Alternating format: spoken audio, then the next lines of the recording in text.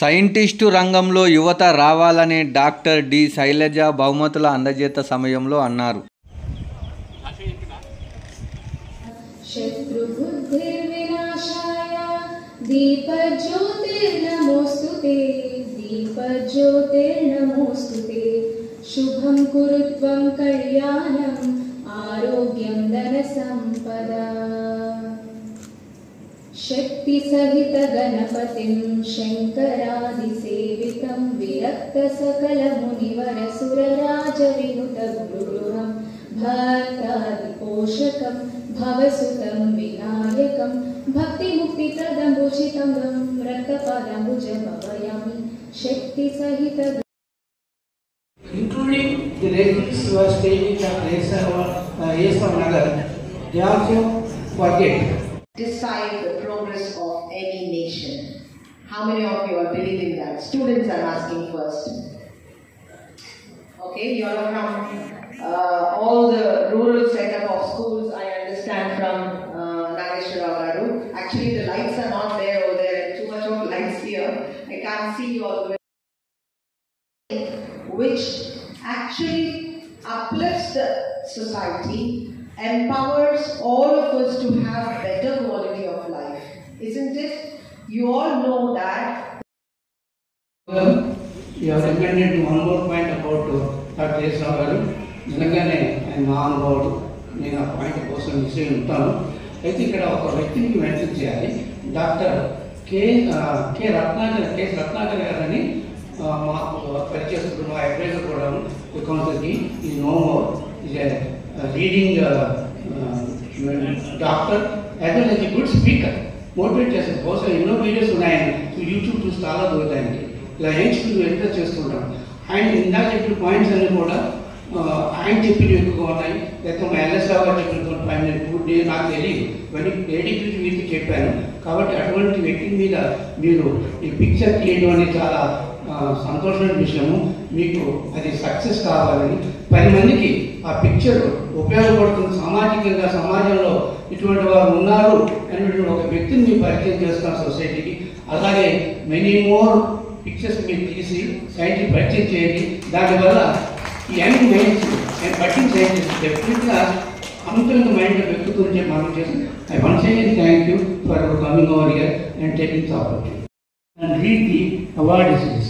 But I request madam, you giving these Dr. S. awards to these 6 people, then go for next rank holders and give the book prize and merit certificates. Thank you.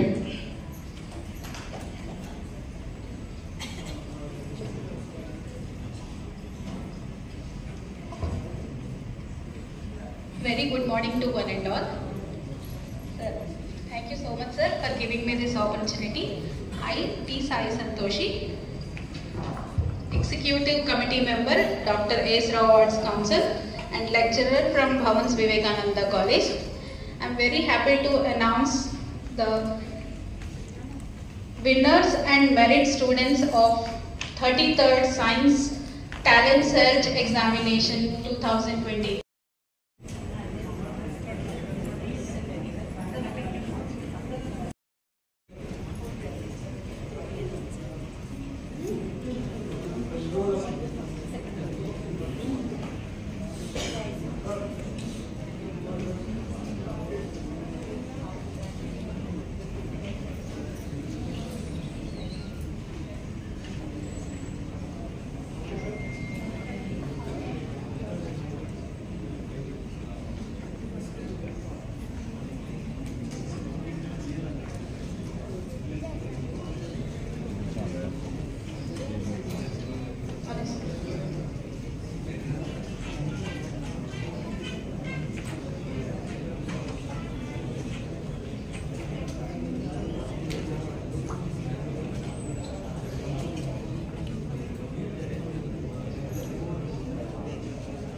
Vijay.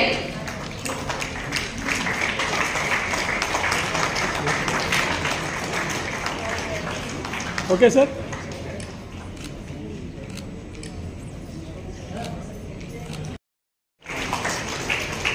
Sir. Third rank goes to I. Kashyap Vamsi.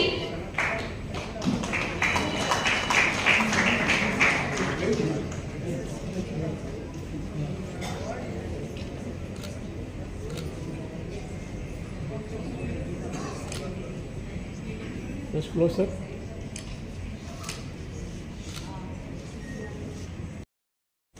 Now we are moving on to 10th class.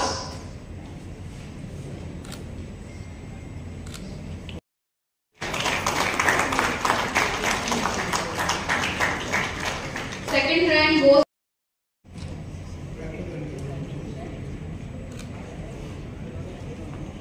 Third rank is.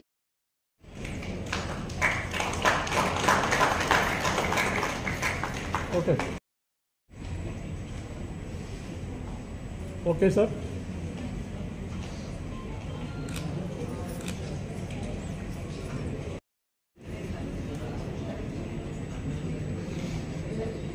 Okay, just close it.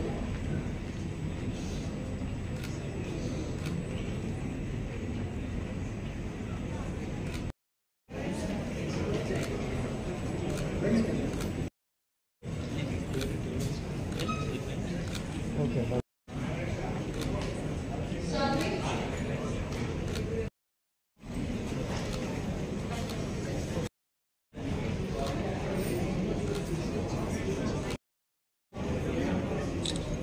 Rank 12 is Chana.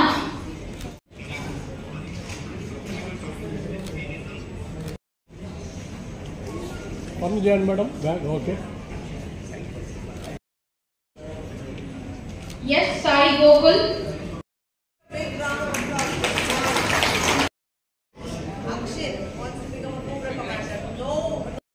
Madam. Okay.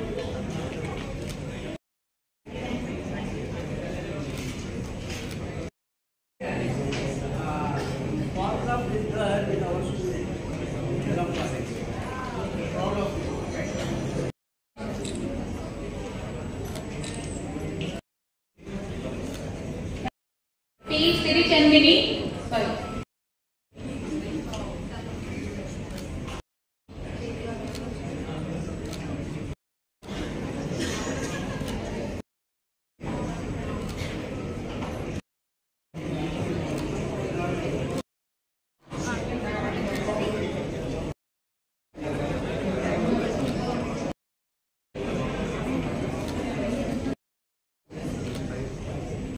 By 3 students.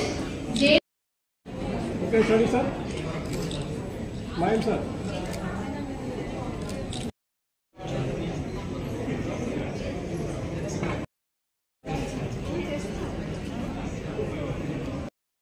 ఈ committee ఆధ్వర్యంలో science talent search examination అని చేసి వీళ్ళు rural ఏరియాస్లో talent ఏదైతే ఉందో students who are located in remote areas of erstwhile Andhra Pradesh. I think you're covering both Telangana and Andhra.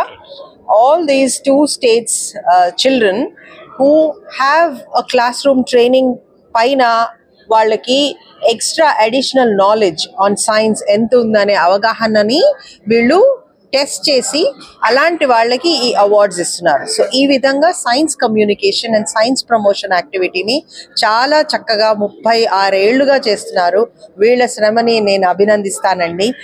మంచిగా ప్రశ్నలను సమకూర్చి వాటిని ఈ విద్యార్థుల దగ్గరికి వెళ్ళి ఈ ఎగ్జామ్ కండక్ట్ చేసి బెస్ట్ స్టూడెంట్స్ని మళ్ళీ ఎగ్జామ్ పేపర్స్ అన్నీ కరెక్ట్ చేసి ఆ అవార్డ్స్ని వాళ్ళకి ఇస్తున్నారు.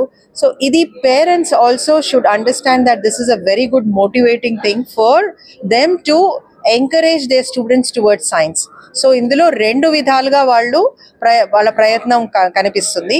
ఒకటి స్టూడెంట్స్ని సైన్స్ పట్ల ఆకర్షితం చేయడం, ఇంకొకటి పేరెంట్స్ని కూడా ఈ స్టూడెంట్స్ని ఈ మామూలు ఇంజనీరింగ్ మెడిసిన్ ఇవే కాకుండా సైన్స్ మన దేశాభివృద్ధికి తోడ్పడుతుంది అని చెప్పడానికి ఈ ప్రయత్నాన్ని వీళ్ళ కృషిని నేను చాలా అభినందిస్తానండి. ఇలాంటి కృషి ఇంకా ఎంతో మంది ఇలా సంస్థలు ఇలా చేయడం మూలాన మన దేశంలో ఈ ఫ్యూచర్ లీడర్స్ ఈ స్టూడెంట్స్ అభివృద్ధి చెంది మన దేశానికి ఇంపాక్ట్ఫుల్ చేంజ్ని తీసుకొస్తారు ఇన్ ద సొసైటీ అని ఆశిస్తున్నాను. ఐఐసిటి ఎక్కడి నుంచి అయితే నేను వచ్చానో మేము రీసెర్చ్ అండ్ డెవలప్మెంట్ పరంగా కూడా ఇదే పనిచేస్తున్నాం. సో మేమందరము కూడితే ఇంకా ఇలాంటిది ఒక మిషన్ ఫామ్ లో మనం ఈ చేంజ్ ని తీసుకురాగలమని నా ఆశ. నెక్స్ట్ జనరేషన్ కి ఇదే మెసేజ్ ఇవ్వదలుచుకున్నాను. వాళ్ళు ఏంటంటే సైన్స్ ని, బేసిక్ సైన్సెస్ రీసెర్చ్ ని వాళ్ళు అంతగా ఎంబ్రేస్ చేయట్లేదు.